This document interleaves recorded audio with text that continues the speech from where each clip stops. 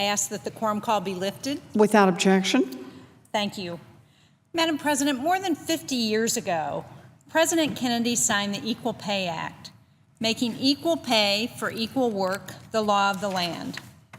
And yet today, wage discrimination still persists.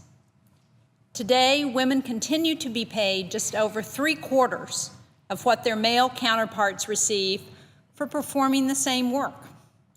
More women than ever before are graduating from college, but over the course of their careers, they will each make an average of $1.2 million, less than a man with the same level of education. Unfortunately, that's not unique. Across a wide array of industries and within all different occupations, well-qualified women continue to earn an average of 77 cents for each dollar that our male counterparts earn, regardless of performance or educational background. Pay discrimination hurts women, it hurts families, and it hurts our economy. Back in the early 80s, I served on New Hampshire's Commission on the Status of Women. And during that period, I chaired a task force on women's employment in New Hampshire. And we wrote a report about what we found. Sadly, we found a lot of discrimination against women in employment. At that time, women were only making 59 cents for every dollar that a man earned.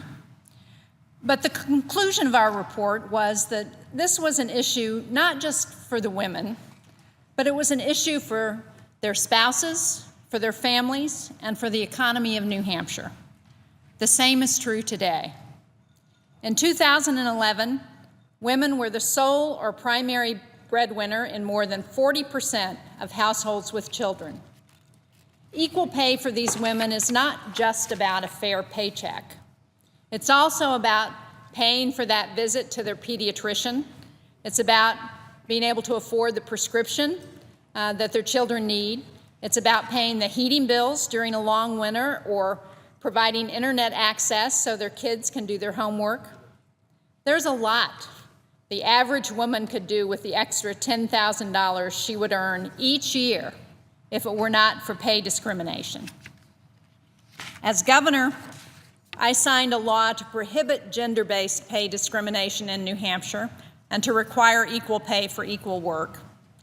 In the year before that law was signed, women in New Hampshire made 69% of their male colleagues' wages. Today in New Hampshire, they make 78%. So we make about a penny more in New Hampshire than the national average. But at this rate, my granddaughters, some of whom are still in grade school, will enter and leave the workforce before we achieve equal pay for equal work.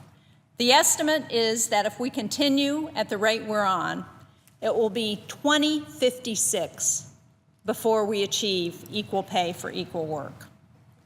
Today on Equal Pay Day, I call on Congress to pass the Paycheck Fairness Act so that all of our daughters and granddaughters and their husbands and families, their children, can get a fair paycheck.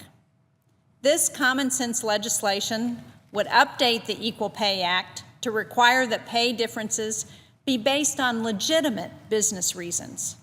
And it would protect women so that they can't be penalized by their employers for discussing their salaries.